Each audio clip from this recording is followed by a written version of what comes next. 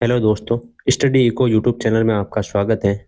तो आज हम पढ़ेंगे 5 अप्रैल से लेकर 12 अप्रैल तक का weekly current affair. Kumar Gaurav sir की क्लास जो आती है फूलपति वाली क्लास, उस पर आधारित एक कंटेंट है जिसमें हम वीकली करंट अफेयर की क्लास लेते हैं। बाकी क्लास मैंने जनवरी से अब तक की ले ली है। तो आज हम पढ़ेंगे 5 अप्रैल से 12 अप्रैल तक का। चलो, अगर आपको चैनल क्लास अच्छी लगे तो लाइक ज़रूर करिए, कमेंट करिए और चैनल को सब्सक्राइब कर दीजिए ताकि वीकली करंट अफेयर जैसे ही मैं अपलोड करूँ आपको नोटिफिकेशन टाइम टू टाइम मिलता रहे। चलो, बढ़ते हैं अपने पहले क्वेश्चन की ओर। हाल ही में चर्चा में रही न्यू कैसल डिजीज से किसे खूब प्रभावित किया है? बीमारी कौन सी है? बीमारी है न्यू कैसल डिजीज। ये बीमारी नॉर्मली मुर्गी में होती है।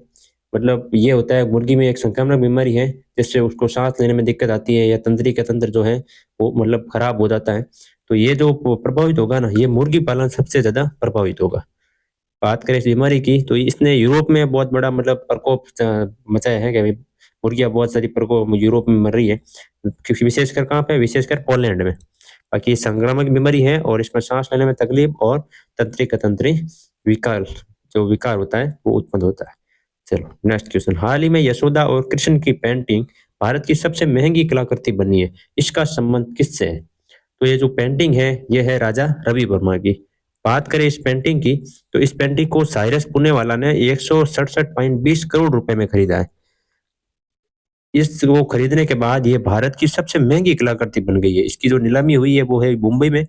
और इसका रिकॉर्ड किसने ब्रेक किया है? तो इसका रिकॉर्ड ब्रेक किया है एम एफ हुसैन की एक पेंटिंग है 14 फीट लंबी ग्राम यात्रा की, जो कि बिकी थी 118 करोड़ रुपए में। उसका इसने रिकॉर्ड तोड़ दिया। तो ये पेंटिंग है राजा रवि वर्मा की, आप याद रखना। बाकी ये है यशोदा और कृष्ण की पेंटिंग है। इसको खरीदे किसने है? खरीदा है साइरस पुण्यवाला। चलो नेक्स्ट क्वेश्चन। हाल ही में एथलीटों के डोपिंग के कारण सस्पेंड होने के मामलों में दुनिया का शीर्ष देश कौन सा है? तो हुआ क्या कि जो वाडा एक संस्थान है, world anti doping doping agency, जो मतलब जो एथलीट होते हैं उनको मतलब उन्होंने कितना ड्रग्स लिया है या फिर जो उत्सक्त पूर्वक जो दवाएं होती है वो ली है कि नहीं है, उसकी जांच के लिए वाडा होती है। तो उसी वाडा के अंतर्गत एथलेटिक इंटीग्रिटी यूनिट एआईयू द्वारा एक रिपोर्ट जारी की गई है जिसमें ये बताया गया है कि जो अपना देश भारत है, उस भारत देश ने डोपिंग नियम उल्लंघन में शीर्ष स्थान हासिल किया है। तो किसने हासिल किया है? तो ये भारत ने किया है। बात करें इस संस्थान की तो एथलेटिक इंटीग्रिटी इंटीग्रिटी यूनिट द्वारा ये रिपोर्ट जारी हुई है जिसमें डोपिंग नियम उल्लंघन में शीर्ष देश भारत है। इसमें 148 एथलीट द्वारा उल्लंघन किया गया इस साल। बाकी ये जारी करने वाला वाडा है वर्ल्ड एंटी डोपिंग एजेंसी। दूसरे स्थान की बात करें तो इसमें केन्या देश है 146 एथलीट, और तीसरे स्थान पर रूस है जिसने 66 एथलीटों ने इसका उल्लंघन किया है। चलो नेक्स्ट क्वेश्चन। हाल ही में भारतीय नौसेना में कौन सी तीसरी परमाणु संचालित पनडुब्बी को शामिल किया गया है? बात करें परमाणु पनडुब्बी की तो ये शामिल हुई है आईएनएस अरिदमन। नाम याद रखना आप, आईएन अरिदमन। इससे पहले दो और हुई थी, एक तो आईएनएस अरिहंत और दूसरी आईएनएस अरिहंत। अब ये तीसरी हुई है। ये भारतीय नौसेना में शामिल हो गई है। कहाँ पे हुई है? विशाखापट्टनम में। जगह का नाम भी आप याद रखना। और ये तीसरी परमाणु संचालित पनडुब्बी है। दो मैंने आपको पहले बता दिया, आईएनएस अरिहंत और आईएनएस अरिहंत। ये तीसरी है आईएनएस अरिदमन। इसका जो कमीशन है किया है वो 3 अप्रैल को रक्षा मंत्री राजनाथ सिंह ने किया है विशाखापट्टनम में, आप याद रखना। ये जो पनडुब्बी है वो के 15 एक मिसाइल है जो 750 किलोमीटर तक मारक क्षमता है, और एक के 4 जिसको 3500 किलोमीटर मारक क्षमता है, वो बैलिस्टिक मिसाइलों से ये लैस है पनडुब्बी। और इसमें एक 83 मेगावाट का छोटा परमाणु रिएक्टर भी लगा है जो इसको ऊर्जा या फिर जो आपूर्ति होती है वो प्रदान करता है। तो इसका आंसर है अपना आईएनएस अरिदमन। बाकी पहली अभी बात बता दी आईएनएस अरिहंत, और दूसरी आईएनएस अरिहंत, और तीसरी जो अभी लॉन्च हुई है आईएनएस अरिदमन।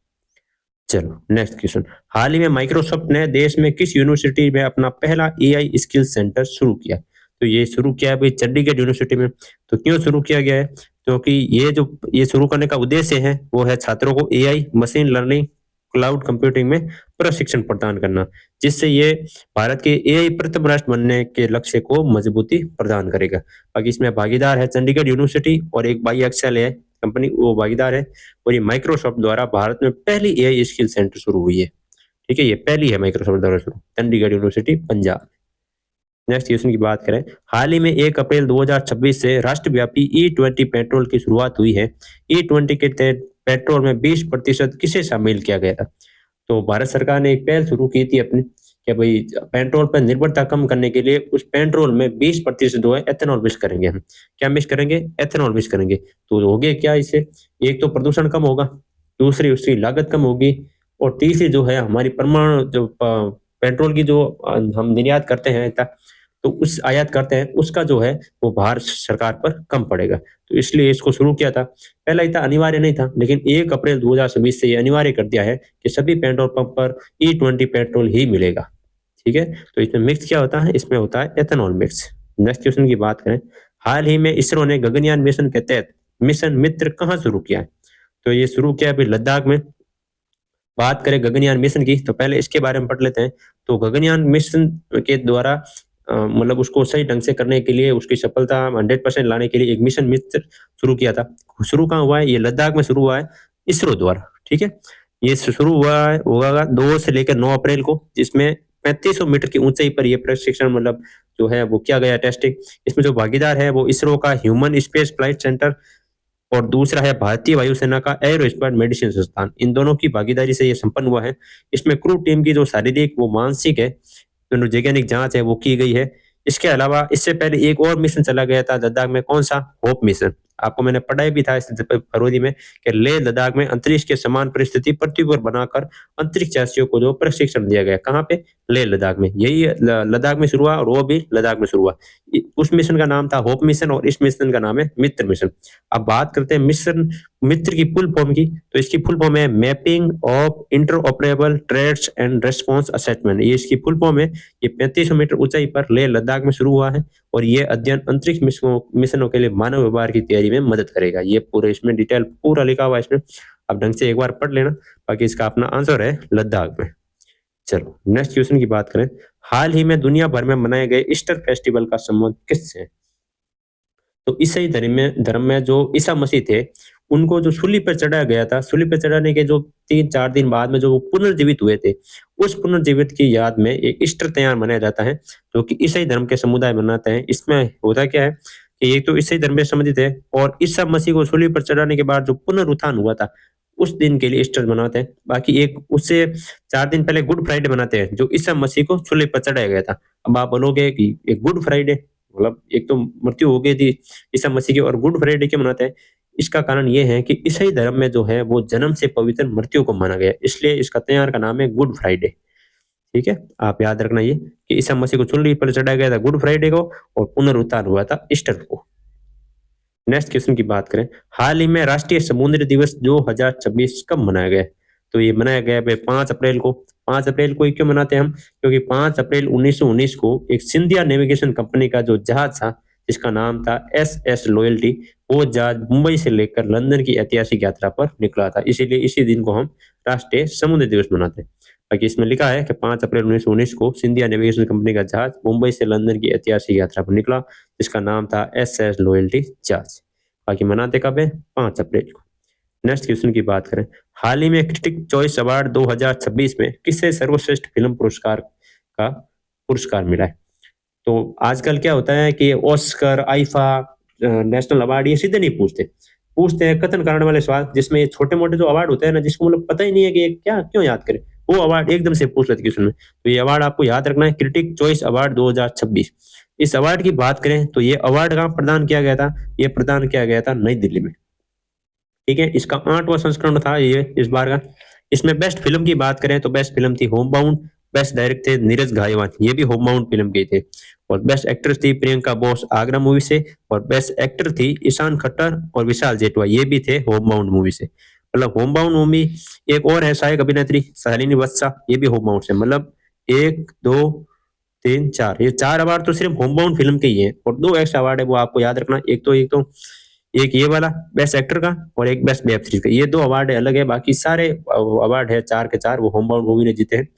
आप नाम याद रखना, एक तो बेस्ट फिल्म का है होम बाउंड में, और बेस्ट डायरेक्टर उसी फिल्म के डायरेक्टर है नीरज गायवान, और एक उसी फिल्म के एक्टर है ईशान खट्टर और विशाल जेठवा, उनको बेस्ट एक्टर का, और उसी फिल्म की एक सहायक अभिनेत्री है शालिनी वत्सा होम बाउंड मूवी। ये चारों एक होम बाउंड मूवी के हैं, और बाकी 2 अक्षर आप याद कर लेना, एक तो बेस्ट एक्ट्रेस का और बेस्ट वेब सीरीज का। बाकी अपना इस सवाल का आंसर है होम बाउंड मूवी को, फिल्म को जो है बेस्ट क्रिटिक चॉइस अवार्ड 2026 में सर्वश्रेष्ठ फिल्म का पुरस्कार मिला है। नेक्स्ट क्वेश्चन की बात करें, हाल ही में चर्चा में रहे एआई प्रोग्राम प्रोजेक्ट मेवन का संबंध किससे है? तो आपको पता होगा अभी यूएसए, इजराइल और ईरान का वॉर चल रहा है। तो उस वॉर में ईरान पर सटीक हमला करने के लिए अमेरिकी रक्षा मंत्रालय जो है पेंटागन, वो अपने एआई बेस्ड एक सिस्टम तैयार किया गया है, जिस सिस्टम का नाम है प्रोजेक्ट मेवन। इस सिस्टम के तहत जो अमेरिका है वो ईरान पर एकदम सटीक तरीके से हमला करता है और मतलब तबाही मचती है। तो ये पहचान से लेकर विनाश तक का एक सिस्टम है जो ईरान के खिलाफ सटीक हमले में उपयोग किया गया है। तो इसका आंसर है यूएसए। यूएसए द्वारा यह तैयार किया गया है। बाकी अमेरिकी रक्षा विभाग जो पेंटागन का यही सिस्टम है, ये एआई उपग्रह की सहायता से सटीक जानकारी प्राप्त करता है और लक्ष्य को विनाश करता है। बाकी ये पहचान से लेकर विनाश तक का ये एक सिस्टम है। नेक्स्ट क्वेश्चन की बात करें, हाल ही में भारतीय रेलवे ने पश्चिमी डेडिकेटेड फ्रेट कॉरिडोर डब्ल्यूडीएफसी का निर्माण कार्य पूर्ण हुआ है। डब्ल्यूडीएफसी की लंबाई कितनी है? पहले बात करते हैं पश्चिमी डेडिकेटेड फ्रंट कॉरिडोर की। ये जो कॉरिडोर है, ये है भारतीय रेलवे का पश्चिमी डेडिकेटेड फ्रंट कॉरिडोर, मतलब ये भारतीय रेलवे द्वारा बनाया गया था। इसकी जो टोटल लंबाई है वो है 1506 किलोमीटर। ये जो डेडिकेटेड फ्रंट कॉरिडोर है, ये माल ढुलाई के लिए हेतु बनाया गया है। मतलब इसमें जो माल गाड़ियां है वो एक स्थान से दूसरे स्थान जाएगी, इसलिए ये ट्रैक बनाया गया है। इसका जो विस्तार किया गया है वो है जवाहरलाल नेहरू पोर्ट ट्रस्ट, जिसको हम जेएनपीटीसी कहते हैं, यहाँ से लेकर महाराष्ट्र से दादरी उत्तर प्रदेश तक ये बना है। इसका जो क्रियान्वयन किया है वो क्या है, dedicated front corridor corporation of India limited, इसके द्वारा ये क्रियान्वयन हुआ है। और पैसा किसने लगाया है? तो पैसा लगाया है भाई जीका ने, जापान अंतरराष्ट्रीय सहयोग एजेंसी ने। बाकी इसके अलावा एक और फ्रंट कॉरिडोर है, कौन सा वाला? एक दूसरा फ्रंट कॉरिडोर है ईस्टर्न डेडिकेटेड फ्रंट कॉरिडोर, जिसको हम ईडीएफसी कहते हैं। इसकी जो लंबाई है वो है 1337 किलोमीटर, जो कि लुधियाना पंजाब से सोननगर बिहार तक जाता है। ये दोनों आप याद रखना, दोनों की लंबाई आप याद रखना। बाकी जो अपने करंट अफेयर में चल रहा है वो चल रहा है पश्चिमी डेडिकेटेड फ्रंट कॉरिडोर, जिसका आप विस्तार, क्रियान्वयन, वित्त पोती किसने किया है, पूरी डिटेल आप याद रखना। कारण अगर कथन कारण में सवाल आ गया तो आपसे होगा नहीं और आप फंस जाओगे। बाकी सिर्फ इतना याद नहीं करना है कि किलोमीटर कितना है, पूरी डिटेल के साथ याद करना। बाकी अपने सवाल का आंसर है 1506 किलोमीटर। बाकी डिटेल इसमें पूरी लिखी हुई है, आप एक बार नोट कर लेना या याद कर लेना। नेक्स्ट क्वेश्चन की बात करें, हाल ही में फाइनेंशियल ईयर 26 में कार्गो हैंडलिंग में देश में शीर्ष स्थान किसने हासिल किया? कार्गो हैंडलिंग मतलब एक पोर्ट से कितनी मतलब मात्रा में या कितनी वजन में जो हमने निर्यात किया है चीजों को, वो सर्वाधिक मतलब किस पोर्ट ने किया, उस पर ये रिपोर्ट जारी हुई है। जिसमें कार्गो हैंडलिंग में देश के शीर्ष पोर्ट्स में पहले स्थान पर पंडित दीनदयाल पोर्ट गुजरात का नाम आया है, जिसको हम पूर्व में कांडला पोर्ट बोलते थे। इस अकेले पोर्ट ने 160 मिलियन टन माल की आवाजाही की है। ठीक है, टोटल कितनी है? टोटल है भाई 915.17 मिलियन टन। इस 915.17 मिलियन टन में से अकेले पंडित दीनदयाल उपाध्याय ने 160 मिलियन टन की माल की आवाजाही की है। बाकी दूसरे नंबर की बात करें तो इसमें है पारादीप पोर्ट उड़ीसा का, और तीसरे नंबर पे है जवाहरलाल नेहरू बंदरगाह प्राधिकरण। बाकी अपने क्वेश्चन का आंसर है दीनदयाल पोर्ट, जिसको हम पूर्व में कांडला पोर्ट भी बोलते थे, जो कि गुजरात में। नेक्स्ट क्वेश्चन की बात करें, अप्रैल 2026 में स्टारलिंक इंडिया के साथ एमओयू करने वाला देश का नवीनतम राज्य कौन सा है? पहली बात तो स्टारलिंक जो इंडिया है वो मतलब स्पेसएक्स की एक कंपनी है, जो मतलब ऊपर अंतरिक्ष में बहुत सारे सैटेलाइट छोड़ रखे हैं जिसने, जो कि इंटरनेट प्रोवाइड करते हैं। उस इंटरनेट को काम लेने के लिए भारत का जो एक राज्य है मेघालय, उसने स्टारलिंक के साथ एमओयू किया है, मतलब मेमोरेंडम ऑफ यूनियन किया है, जिसके थ्रू उसको ये फ्री इंटरनेट प्राप्त होगा। तो ये किया है अभी मेघालय ने। बाकी बात करें स्टारलिंक इंडिया की, तो मेघालय द्वारा ये एमओयू हुआ है। कब हुआ है? अप्रैल 2026 में लेटर ऑफ इंटेंट पर हस्ताक्षर हुआ है। होगा क्या इससे? इससे मेघालय के सुदूर और पहाड़ी इलाकों में उपग्रह आधारित हाई स्पीड इंटरनेट सेवाएं प्रदान होगी। पहाड़ी इलाकों में जो टावर वगैरह इतने होते नहीं है, तो सैटेलाइट से सीधा जो इंटरनेट है वो प्रदान इसमें किया जाएगा। इससे पहले एक और राज्य ने इसके साथ एमओयू किया था। किस राज्य ने? तो एक महाराष्ट्र ने किया था, पायलट प्रोजेक्ट किया था। आपको याद होगा मैंने फरवरी मार्च में पढ़ाया था कि पायलट प्रोजेक्ट के तहत महाराष्ट्र ने स्टारलिंक इंडिया के साथ एमओयू किया है, जिसमें सुदूर इलाके है जो महाराष्ट्र के, उसमें इंटरनेट सुविधा जो है आसानी से प्राप्त होगी। बाकी ये क्या किसने, अभी अपने क्वेश्चन के साथ आंसर है मेघालय। बाकी डिटेल इसमें दे रखी है। नेक्स्ट क्वेश्चन की बात करें, हाल ही में रूपा बायर ताइक्वांडो में दुनिया की 5वीं रैंक तक पहुंचने वाली पहली भारतीय बनी है। इनका संबंध किस राज्य से? तो ये अरुणाचल प्रदेश राज्य से है। बाकी बात करें रूपा बायर की, तो ये एक ताइक्वांडो खिलाड़ी है, जिसमें दुनिया की 5वीं रैंक तक पहुंचने वाली पहली खिलाड़ी बनी है। बाकी वर्ल्ड ताइक्वांडो में एक पूम से रैंकिंग होती है, मतलब जो टॉप खिलाड़ी होता है ना उसको बोलते हैं पूम से रैंकिंग। उस रैंकिंग में 5वें स्थान पर आई है। और एशिया की बात करें तो एशिया में शीर्ष खिलाड़ी नंबर 1। ठीक है। बाकी है अरुणाचल प्रदेश की रहने वाली। नेक्स्ट क्वेश्चन की बात करें, हाल ही में 2 से 8 अप्रैल तक साधना सप्ताह 2026 किसने आयोजित किया? तो इसका जो आयोजन है वो आयोजन हुआ अभी कार्मिक एवं प्रशिक्षण विभाग द्वारा। क्यों आयोजन किया है? तो इस साधना सप्ताह 2026 के तहत जो आईएएस अधिकारी है उस आईएएस अधिकारी को मिशन कर्मयोगी के तहत जो है वो प्रशिक्षण दिया जाएगा कि अभी कार्य को किस प्रकार आसानी हो सकती है, कार्य में ध्यान किस प्रकार लगाना है, मतलब आप किस प्रकार जनता की सेवा कर सकते हो, उसके तहत ये कार्य सप्ताह साधना सप्ताह शुरू हुआ है। बाकी इसका आयोजन जो है वो 2 से 8 अप्रैल को हुआ है। आयोजन करता है वो कार्मिक एवं प्रशिक्षण विभाग, जिसको डीओपीटी कहते हैं। बाकी इसकी टैगलाइन है हम बने कर्मयोगी। बाकी ये मिशन कर्मयोगी का भाग है, आप याद रखना। इसके अलावा 6 अप्रैल को एक विकास एवं शांति के लिए अंतर्राष्ट्रीय दिवस भी मनाया गया था। ये भी आप याद रखना। बाकी इसका आंसर है कार्मिक एवं प्रशिक्षण विभाग। नेक्स्ट क्वेश्चन की बात करें, एक प्रोजेक्ट चेतक था जो 1980 को चलाया गया था। तो उस प्रोजेक्ट चेतक का हाल ही में 47वां स्थापना दिवस हुआ है।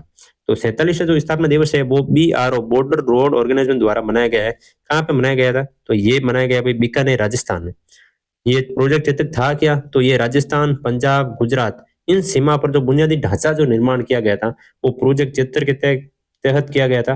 तो उसी के उपलक्ष्य में, मतलब उस प्रोजेक्ट की स्थापना के उपलक्ष्य में ये 47वां जो स्थापना दिवस हाल ही में मनाया गया।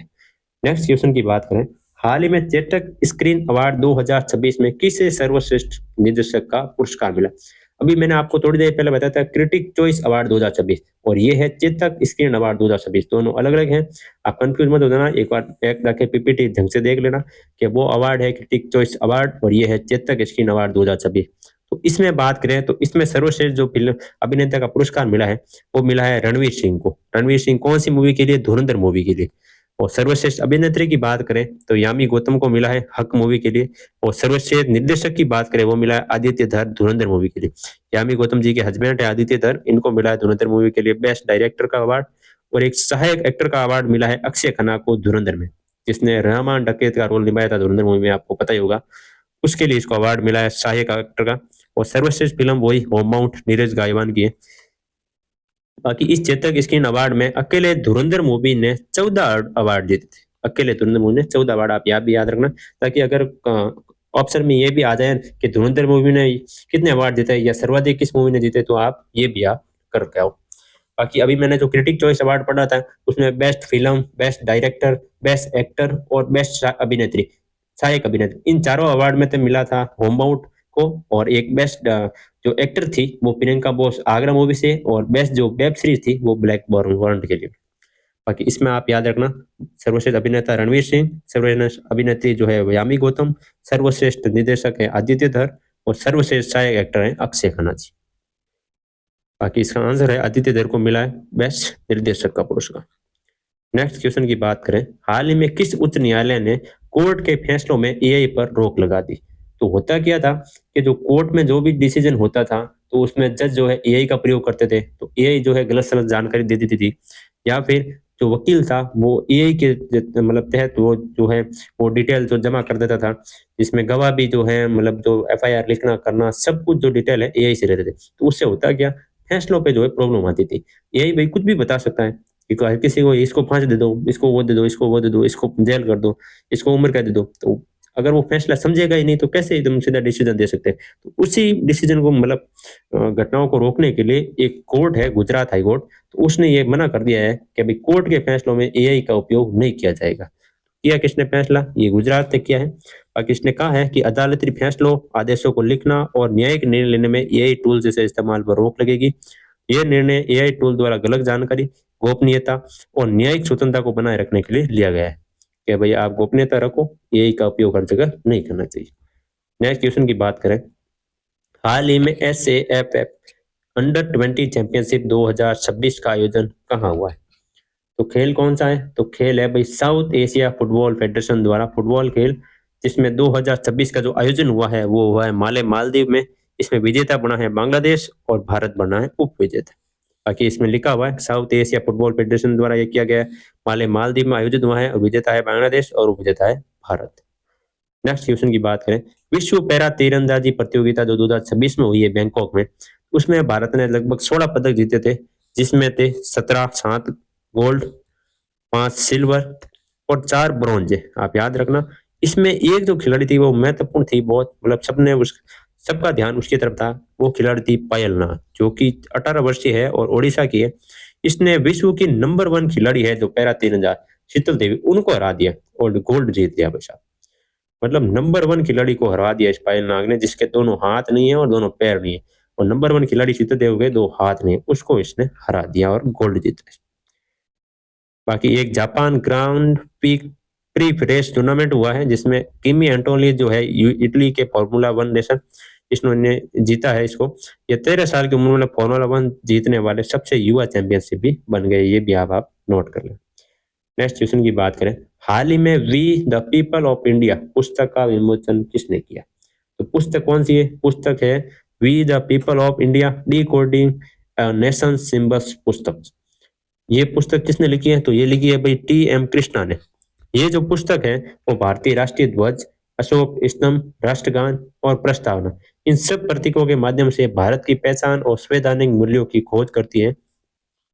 तो इस पुस्तक को लिखा किसने? टी.एम. कृष्णा ने लिखा है। इसका उद्देश्य ये लिखा हुआ है, पुस्तक का नाम आप याद रखना, we the people of India decoding a nation symbols. बाकी इसके अलावा एक और पुस्तक है, सब पर राम तपस्वी राजा। ये जो पुस्तक है, इस पुस्तक को लिखा है आशुतोष अग्निहोत्री। ये IAS अफसर है। इसको लॉन्च किया है 4 अप्रैल 2026 को नई दिल्ली में मणिपुर के राज्यपाल अजय कुमार भल्ला द्वारा। बाकी इसमें विषय की बात करें तो इसमें राम वनवास, सीता हरण, लंका युद्ध जैसे प्रकरणों के माध्यम से राम के तपस्वी और त्यागी रूप का चित्रण किया गया है। बाकी आप सिर्फ पुस्तक का नाम, लेखक का नाम और लॉन्च किसने किया, ये बात आप याद रख लेना, ताकि कोई कथन कारण का भी सवाल आ जाए तो उसमें आप गलत ना कर सको। बाकी बात करें इसकी, तो इस पुस्तक को लिखा है टी.एम. कृष्णा ने। बाकी इसके साथ एक पुस्तक और लॉन्च हुई, वो भी मैंने आपको बता दी। नेक्स्ट क्वेश्चन की बात करें, हाल ही में वन हेल्थ समिट 2026 की मेजबानी किसने की? तो इसकी जो मेजबानी की है वो है लियोन सेन, शहर है लियोन, फ्रांस में, उसने इसकी मेजबानी की है। बाकी ये 5 से 7 अप्रैल 2026 तक चलेगा। वन हेल्थ का इसमें इसमें जो लिखा है वन हेल्थ समिति, इस वन हेल्थ का अर्थ है मानव, जीव जंतु, वनस्पति तीनों के स्वास्थ्य पर ध्यान देना। मतलब जो मानव है, जीव जंतु, मतलब सभी का स्वास्थ्य का एक साथ ध्यान देना, इसका टैगलाइन है। नेक्स्ट क्वेश्चन की बात करें, हाल ही में किस राज्य की कोन्याक जनजाति ने बसंत उत्सव ओले आंग मोन्यू का आयोजन किया है? तो ये नागालैंड की एक जनजाति है, ओले आंग, मतलब कोन्याक जनजाति, उसने इसका आयोजन किया है ओले आंग मोन्यू का। ठीक है, आप याद रखना इसमें। ये एक कृषि चक्र की शुरुआत का तैयार है और नववर्ष का भी प्रतीक है। इसमें लॉन्ग ड्रम नृत्य भी किया जाता है। बाकी अपना आंसर है ये नागालैंड। बाकी डिटेल इसमें दे रखी है कि कोन्याक जनजाति ने किया है अभी नागालैंड में, ये नववर्ष का प्रतीक है और लॉन्ग ड्रम नृत्य किया जाता है। भारत में सबसे ज्यादा पवन ऊर्जा उत्पादन क्षमता वाला राज्य कौन सा है?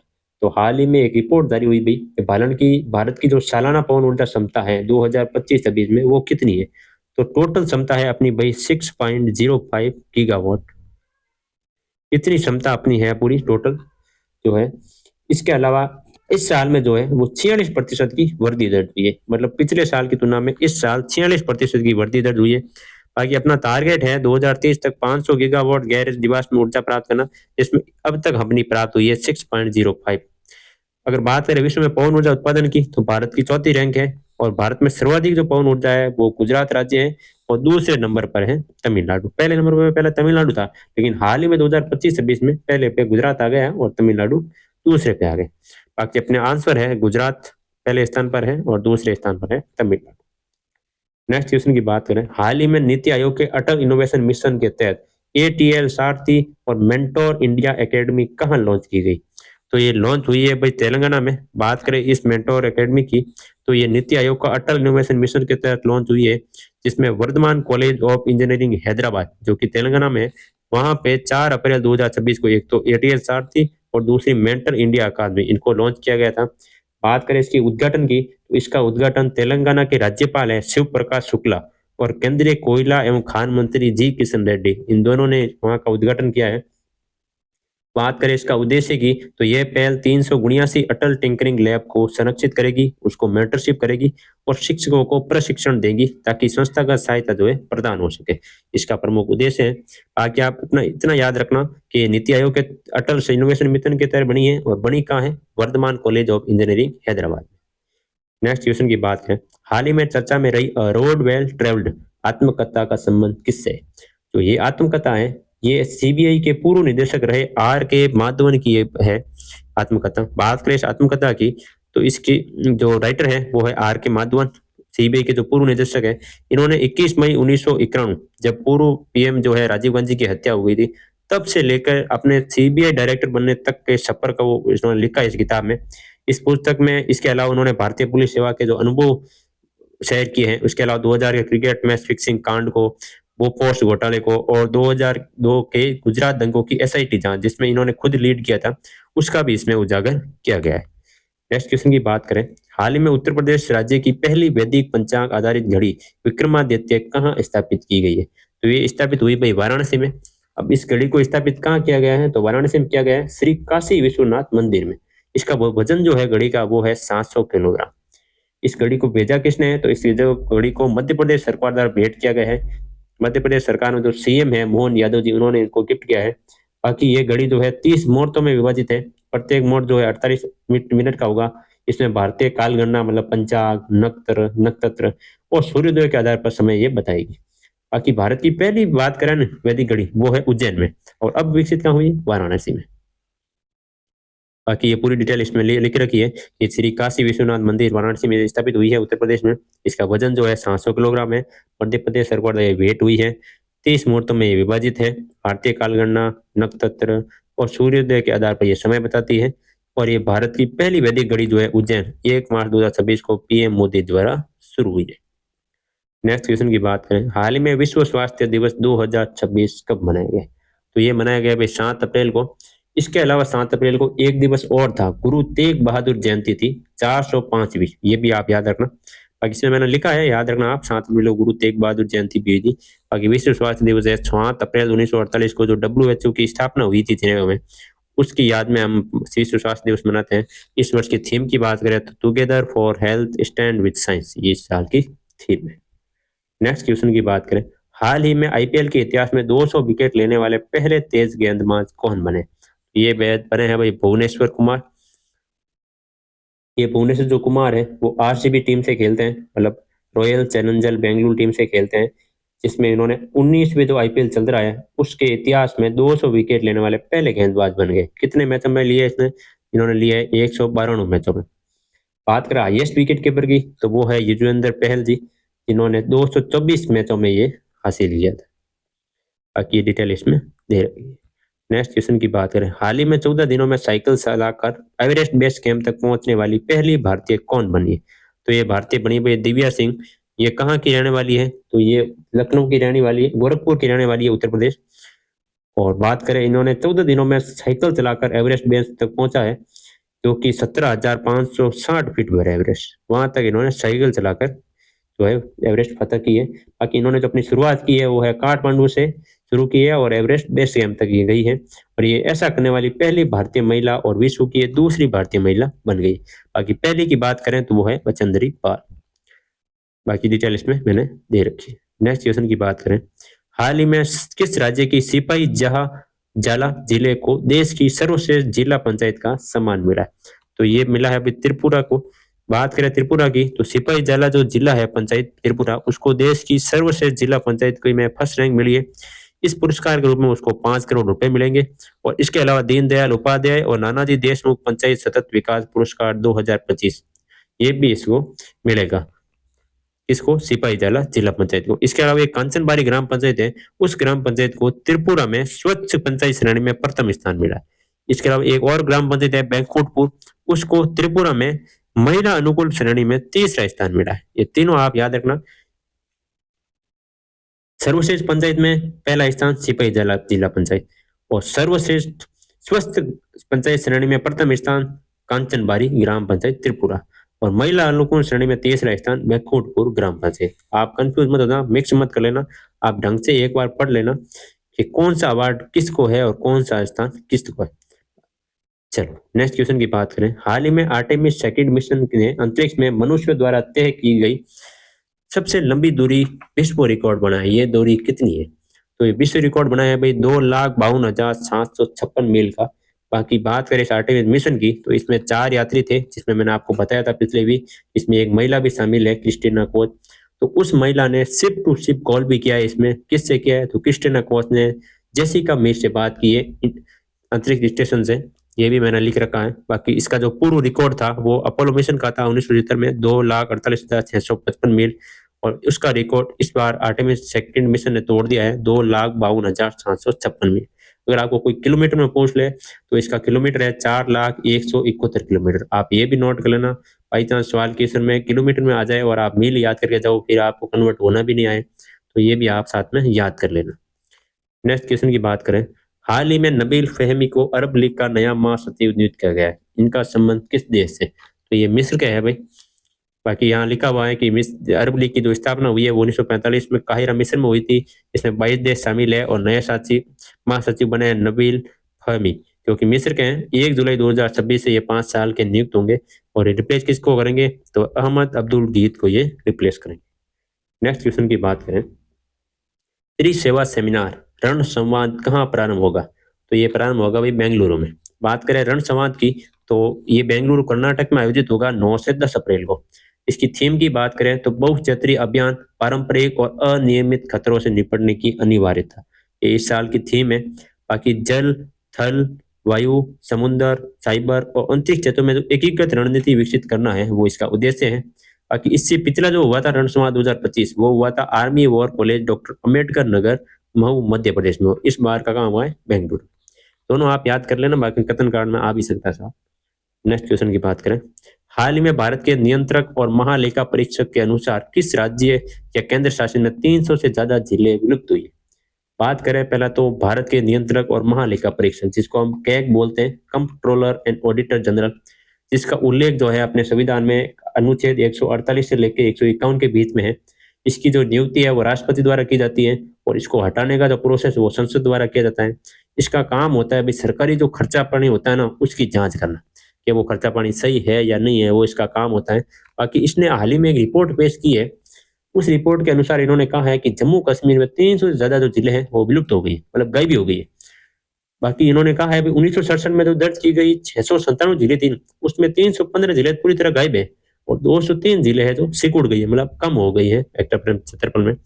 बाकी कितनी कम हुई है? तो 1537 हेक्टेयर जल क्षेत्र है ना, उतना इसको जिलों का नुकसान हुआ है। बाकी ये कहाँ पे किया गया? जम्मू कश्मीर किया गया है।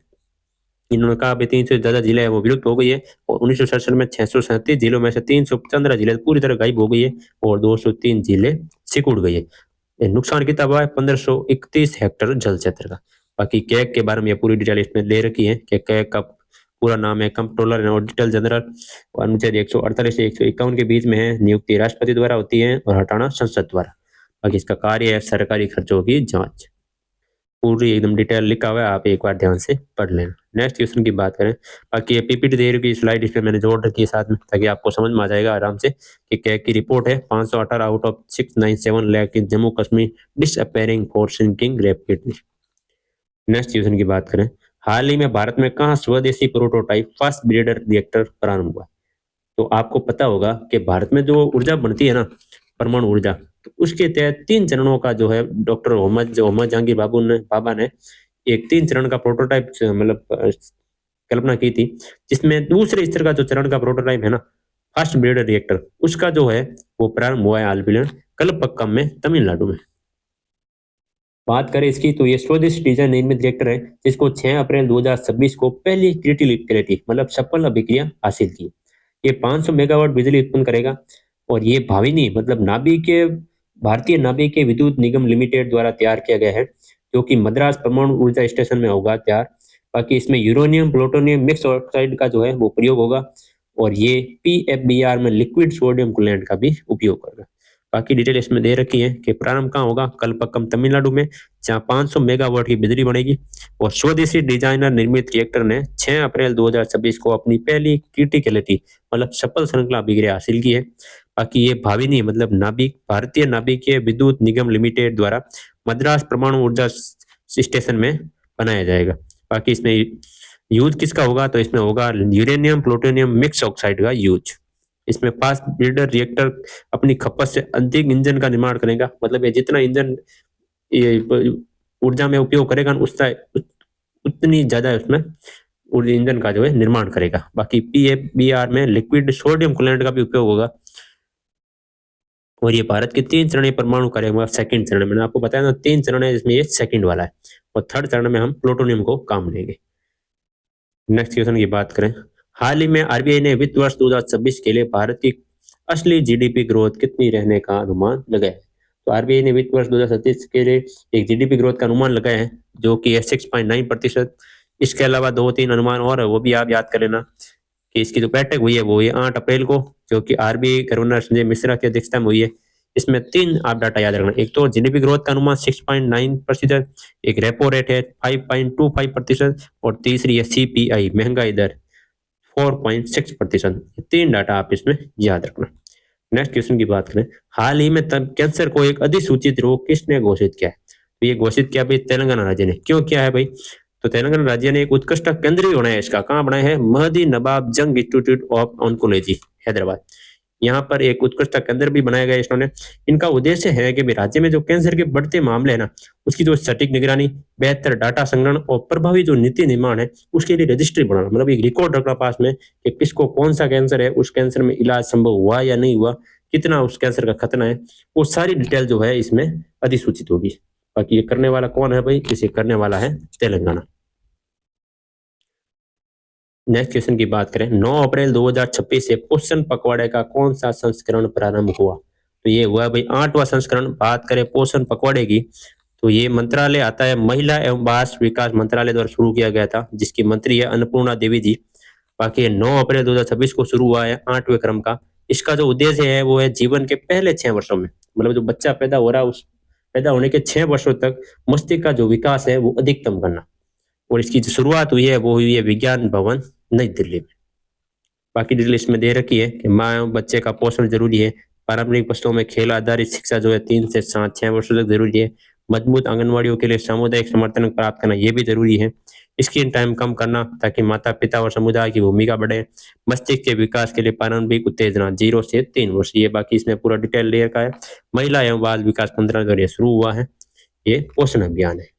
बाकी नेक्स्ट क्वेश्चन की बात करें, हाल ही में 25वीं अखिल भारतीय जल क्रीड़ा समूह चैंपियनशिप कहाँ प्रारंभ हुई। तो ये प्रारंभ हुई टिहरी झील उत्तराखंड में। बात करें चैंपियनशिप की, तो 8 अप्रैल से 12 अप्रैल को शुरू हुई है, जिसका उद्घाटन किया है मुख्यमंत्री पुष्कर सिंह धामी ने, और इसका होस्ट किया है आईटीबीपी ने, इंडो तिब्बत बॉर्डर पुलिस द्वारा, जिसमें 18 टीमें होगी और 22 इवेंट होंगे। इससे पिछला कहाँ हुआ, तो इससे पिछला हुआ है भोपाल में। ठीक है, आप ये भी याद रखना, इससे पिछला 24वां भोपाल एमपी में हुआ है, इस साल वाला हुआ है जो टिहरी झील उत्तराखंड में। बाकी ये फोटो है, आप देख लेना, all India police water sports culture 2025-26। Next question की बात करें, हाल ही में सीबीएसई ने किस कक्षा से नया एआई पाठ्यक्रम शुरू किया है। तो भाई सीबीएसई बोर्ड बहुत आगे है भाई, उन्होंने सोच लिया है कि भाई हम बच्चों को एआई भी पढ़ाएंगे। कब से पढ़ाएंगे, तो कक्षा 3 से लेकर 8 तक पढ़ाएंगे। शुरुआत कहाँ से हुई है, कक्षा 3 से इसकी शुरुआत हुई है। 2026-27 से 17 वहां से इसको शुरू किया जाएगा। इसकी जो घोषणा की है वो 1 अप्रैल से शिक्षा मंत्री ने खुद इसकी घोषणा की है। बाकी ये फोटो है शिक्षा मंत्री जी घोषणा करते हुए, CBSE city and AI launch, मतलब कंप्यूटेशनल थिंकिंग और आर्टिफिशियल इंटेलिजेंस थिंकिंग के बाद। नेक्स्ट क्वेश्चन की बात करें, बाकी ये भी फोटो है एआई का ही है। एक प्रधानमंत्री मुद्रा योजना थी, आपको पता होगा 8 अप्रैल 2015 से शुरू हुई थी, जिसके तहत जो है 3 श्रेणियां थी। एक श्रेणी थी शिशु श्रेणी, जिसमें 50,000 तक का लोन मिलता था, और दूसरी श्रेणी थी किशोर श्रेणी, जिसमें 50,000 से 5 लाख तक का लोन मिलता था, और तीसरी थी तरुण श्रेणी, जिसमें 5 लाख से 10 लाख का लोन मिलता था। अगर वो लोन आप टाइम पर चुका दो तो उसके बाद आपको 20 लाख तक का भी लोन मिलता था। इस श्रेणियों में ये 8 अप्रैल 2015 से शुरू हुई थी, तो इसको 2026 में 11 वर्ष पूर्ण हो गए इस योजना को। ठीक है, आप ये भी याद रखना। इस योजना में था क्या भाई, तो इस योजना में अब तक 58 करोड़ लोन बांटे गए। कितने, 58 करोड़ लोन में लगभग 40 लाख करोड़ रुपए जो है वितरित किया गया लोन के रूप में। नेक्स्ट क्वेश्चन की बात करें, हाल ही में भारतीय सेना ने किस देश की सेना के साथ चौथा संयुक्त विशेष अभियान साइक्लोन प्रारंभ किया है। तो आपको पता होगा साइक्लोन जो अभ्यास होता है वो होता है भारत और मिस्र के मध्य। तो इस बार जो है इसका चौथा संस्करण हुआ था मिस्र के साथ, ठीक है। चौथा संस्करण हुआ था, कहाँ हुआ था? मिस्र में। 9 से 17 अप्रैल 2026 को हुआ था, असांज मिस्र में। इसमें भारतीय सेना को 25 सदस्यीय विशेष दल गया था भाग लेने के लिए। और इसके पिछला जो हुआ था थर्ड क्रम का, वो हुआ था महाजन फील्ड रेंज बीकानेर राजस्थान में, और अब हुआ है मिस्र में। नेक्स्ट क्वेश्चन की बात करें, बाकी इसमें पूरी डिटेल के साथ लिखा हुआ है, कहाँ हुआ है, कितने सैनिक गए थे, कब हुआ है, आप एक बार इसका डिटेल से पढ़ लेना। बाकी ये पीआईबी में न्यूज थी, इसलिए मैंने इसको स्लाइड पे लगा दिया। नेक्स्ट क्वेश्चन की बात करें, हाल ही में वित्त वर्ष 26 में 1 ट्रिलियन रुपए का टर्नओवर हासिल करने वाली पहली भारतीय एफएमसीजी कंपनी कौन सी है? पहली बार बात करें तो एफएमसीजी क्या है? तो एफएमसीजी का मतलब हुआ है फास्ट मूविंग कंज्यूमर गुड्स। मतलब जो ऐसे प्रोडक्ट जो जल्दी से जल्दी आपको बेचना पड़ेगा वरना वो खराब हो जाएगी, तो उस मामले में एक कंपनी है अमूल कंपनी। तो उस कंपनी ने 1 ट्रिलियन रुपए का टर्नओवर है जो हासिल कर लिया। 1 ट्रिलियन रुपए मतलब 1 लाख करोड़ रुपए, तो उसका टर्नओवर जो हासिल कर दिया है अमूल कंपनी ने। बाकी ये कंपनी जो है आनंद मिल्क यूनियन लिमिटेड अमूल जो है वो गुजरात की कंपनी है। इस साल इसने 11 से लेकर 11.4% वार्षिक वृद्धि दर्ज की है। इसके अलावा एक बैंक भी है शाश्वत कोऑपरेटिव बैंक मुंबई का, उसने भी टर्नओवर 1 लाख करोड़ रुपए पार कर लिए। नेक्स्ट क्वेश्चन की बात करें, बाकी अमूल का टैगलाइन है, देख लेना फोटो वगैरह। हाल ही में दुनिया का पहला 10G इंटरनेट नेटवर्क किसने पेश किया? लो जी, अपन अभी तक मतलब 4G 5G तक ही नहीं पहुंचे पूरे, अपने बीएसएनएल जो है वो 3G पे अटका पड़ा है। और यूएई देश ने अपने 10G लॉन्च कर दिया भाई। किसने लॉन्च किया है? यूएई ने लॉन्च किया है। बाकी इसकी बात करें तो इसका नाम होगा 10G U6GHZ, इस नेटवर्क का नाम होगा। और इसकी घोषणा है वो सामीना काउंसलिंग लीडर समिट 2026 में की गई है। बाकी इसकी जो फ्रीक्वेंसी है वो गोल्डन बैंड 6425 से लेकर 7125 मेगाहर्ट्ज तक होगी। बाकी ये संयुक्त अरब अमीरात जिसको हम यूएई बोलते हैं उसने इसको लॉन्च किया। नेक्स्ट क्वेश्चन की बात करें, ये इंटरनेट को लॉन्च करते हुए भाई world first conventional U6GHZ cells 5G। Next question की बात करें, हाल ही में पेंगुइन की किस प्रजाति को IUCN की संकटग्रस्त प्रजातियों की लिस्ट में लुप्त प्राय घोषित किया है? लुप्त प्राय मतलब, लुप्त का मतलब होता है एंजेंट, मतलब कि खत्म होने की कगार पे। तो कौन सा है भाई? Emperor penguin. इसके अलावा एक और है अंटार्कटिका फरसील, इसको भी है एंजेंट में शामिल कर दिया गया यूएसएन द्वारा। और एम्पर पेंगुइन है, इसको भी एंजेंट के रूप में शामिल कर दिया गया। मतलब ये दोनों प्रजातियां हैं वो संकटग्रस्त क्षेत्र में आ गई है, मतलब ये खत्म होने वाली है। बात करें आईयूसीएन की तो इसकी फुल फॉर्म है international union for conservation of nature. मतलब नेचर को कंजर्वेशन के लिए ये मतलब रिपोर्ट जारी करती है, जिसको रेड बुक डाटा बोलते हैं हम। रेड बुक डाटा ये जारी करती है। इसका मुख्यालय की बात करें तो इसका मुख्यालय है ग्लैंड स्विट्जरलैंड में, और स्थापना हुई है इसको 1948 में। बाकी ये पेंगुइन की फोटो है जो कि अब संकटग्रस्त श्रेणी में आ गया है, आईयूसीएन रेड लिस्ट एंजेंट श्रेणी में। नेक्स्ट क्वेश्चन की बात करें, भारत की पहली पोर्ट टैक्सी कहाँ प्रारंभ होगी? तो ये होगी भाई मुंबई में। पहला आप इस टैक्सी को देखोगे, ये देखो ये टैक्सी है। ये टैक्सी जो है वो मुंबई में अभी शुरू हुई है। तो इस टैक्सी की बात करें तो इस ये ARTS मतलब ऑटोमेटेड रैपिड ट्रांजिट सिस्टम के तहत शुरू हुई है। मतलब ये ड्राइवर रहित है, ये AI चलाएगा भाई, है ही नहीं इसमें ड्राइवर, AI चलाएगा। विकास की बात करें तो इसका Mumbai metropolitan region development authority ने इसका विकास किया है। बाकी ये 8.85 किलोमीटर लंबी रूट पे चलेगी और 40 किलोमीटर प्रति घंटे की इसमें रफ्तार होगी। बाकी एक टैक्सी में लगभग 6 लोग ही बैठ पाएंगे भाई, इतनी इसकी क्षमता है। इस शुरुआत होगी कुर्ला टर्मिनल से और बांद्रा कॉम्प्लेक्स तक ये जाएगी। बाकी ये इसका फोटो। नेक्स्ट क्वेश्चन की बात करें, हाल ही में लोकसभा अध्यक्ष ओम बिरला ने राष्ट्रमंडल संसदीय संघ भारत चक्र जोन 7 सम्मेलन का उद्घाटन कहाँ किया है? तो ये उद्घाटन किया है भाई गोवा में। बात करें भारत चक्र 7 की तो इस जोन में लगभग 3 राज्य आते हैं, गोवा, गुजरात और महाराष्ट्र। तो इसके लिए ये मतलब एक सम्मेलन हुआ है पणजी गोवा में, 9 अप्रैल से लेकर 10 अप्रैल को हुआ था ये। इसका उद्घाटन क्या है, ओम बिरला जी जो हमारे लोकसभा अध्यक्ष हैं और एक गोवा के सीएम है प्रमोद सावंत, इन दोनों ने इसका उद्घाटन किया है। विकास की मतलब उद्देश्य की बात करें तो इसका उद्देश्य है विकसित भारत 2047 के लक्ष्य को प्राप्त करने के लिए विधायी निकायों के बीच सहयोग को मजबूत करना। बाकी मैंने आपको बताया कि जोन 7 में गुजरात, गोवा और महाराष्ट्र आते हैं। नेक्स्ट क्वेश्चन की बात करें, हाल ही में 1965 के भारत पाकिस्तान संघर्ष के दौरान बहादुरी का परिचय देने वाली सरदार पोस्ट पर शौर्य दिवस मनाया गया। ये पोस्ट किस राज्य में? तो आपको वो मैं बता दूं कि पाकिस्तान ने 9 अप्रैल 1965 को भारत पर अटैक किया था, जिसमें कच्छ जो गुजरात है वहां पे 150 से 300 सीआरपीएफ जवान थे, उन्होंने 3500 पाकिस्तानी सैनिकों को पीछे हटने पर मजबूर कर दिया था। तो उसकी याद में सीआरपीएफ जो है वो 9 अप्रैल को सीआरपीएफ शौर्य दिवस मनाती है। इस बार का जो होस्ट हुआ है वो है कच्छ गुजरात में। बाकी डिटेल इसमें मैंने दे रखी है। 6 अप्रैल 2026 को इस हुआ था आयोजन सरदार पोस्ट कच्छ गुजरात में। बाकी ये 9 अप्रैल 1965 को 150 से 300 सीआरपीएफ जवानों ने 35 पाकिस्तानी सैनिकों को पीछे हटने पर मजबूर कर दिया था। इसको प्लस में इसको मनाता है। बाकी ये फोटो है शौर्य दिवस का। नेक्स्ट क्वेश्चन की बात करें, एक विश्व होम्योपैथी दिवस भी मनाया गया था भाई 10 अप्रैल को, ये भी याद रखना। तो संस्थापक थे होम्योपैथी के जर्मनी के सैमुअल हेलीमैन, इनका जन्म हुआ था भाई उस दिन इसको मनाते हैं। इसकी थीम की बात करें 2026 की, तो वो है सतत विश्वास के लिए होम्योपैथी। नेक्स्ट क्वेश्चन की बात करें, हाल ही में किस अंतर्राष्ट्रीय प्रोटोकॉल के तहत भारत ने 2027 के बाद ओजोन सहकारी पदार्थ हाइड्रोफ्लोरोकार्बन के उद्घाटन उत्पादन को बंद करने की घोषणा की? तो हुआ क्या था भाई, एक मॉन्ट्रियल प्रोटोकॉल हुआ था 16 सितंबर 1987 को। इसमें ये कहा गया था कि ओजोन परत के जो नुकसान पहुंचाते हैं क्लोरोफ्लोरोकार्बन, उसको बैन किया जाए। तो धीरे धीरे उसको बैन किया गया था। अगर लेकिन बैन करेंगे तो यूज क्या लेंगे, तो उसको उसके स्थान पर यूज लेंगे हम हाइड्रोफ्लोरोकार्बन। तो वो भी है तो नुकसानदायक लेकिन कम था। तो मॉन्ट्रियल प्रोटोकॉल के तहत जो है वो सीएफसी बैन हुई थी। उसके बाद एक प्रोटोकॉल और हुआ था किगाली संशोधन 2016 में। तो उसमें ये कहा गया था कि जो हाइड्रोफ्लोरोकार्बन आप यूज ले रहे हो एसएफसी, उसको भी आप उत्पादन को और उपयोग को कम करो। तो उसके तहत भारत ने इस संशोधन के तहत भारत ने 31 दिसंबर 1927 के बाद जो है वो इसके उत्पादन और उपयोग मतलब हाइड्रोक्लोरोफ्लोरोकार्बन को उत्पादन में और उपयोग को कम करने का जो है निर्णय लिया है। बाकी ये किगाली प्रोटोकॉल से संबंधित है। बाकी मॉन्ट्रियल प्रोटोकॉल जो 16 सितंबर 1987 को हुआ था, उसी के आगे एक किगाली संशोधन हुआ था 2016 में। तो उसके बारे में ये है जिसमें भारत ने 2032 तक 10% कमी और 2047 तक 85% की जो कमी है वो लाने का फैसला लिया है।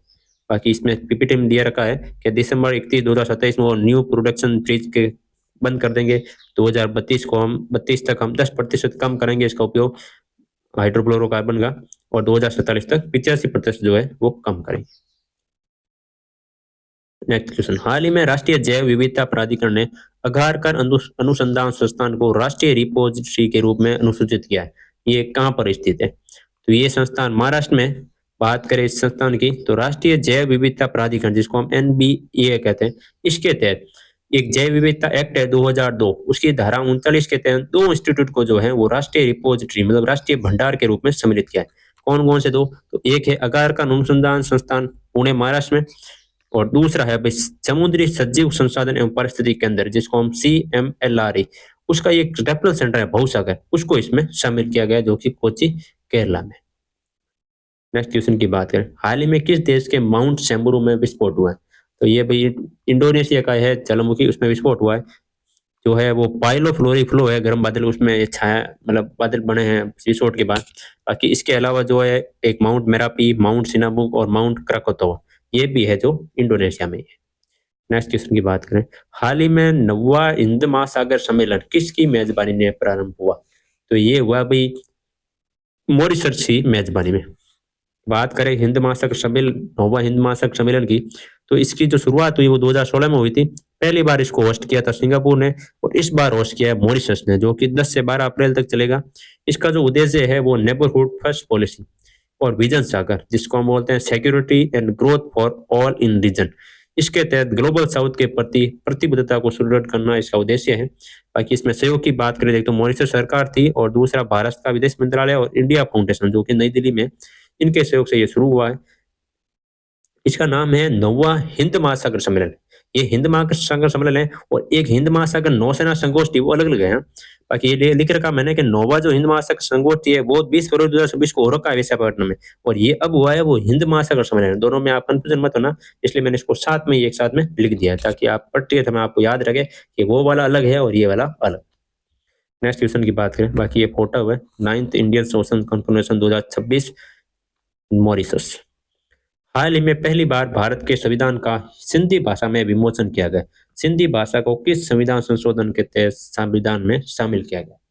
तो हाल ही में उपराष्ट्रपति जो हमारे CP राधाकृष्णन जी हैं, इन्होंने नई दिल्ली में जो है सिंधी भाषा में जो है वो संविधान को लागू किया गया था। बात करें सिंधी भाषा की, तो ये 21वां संविधान संशोधन 1967 के तहत जो है हमारे शामिल की गई थी।